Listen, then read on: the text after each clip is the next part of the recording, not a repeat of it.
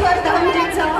आपल्या शहरात 6, 7, 8 या तारखेला भव्य दिव्य दरबार सादर होणार आहे आणि त्यासाठी महिला वर्ग आणि माझे बंधू सुद्धा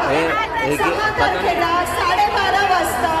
क्रांती चौकातनं भव्य आणि दिव्य अशी कलश यात्रा आपल्याला काढायची आहे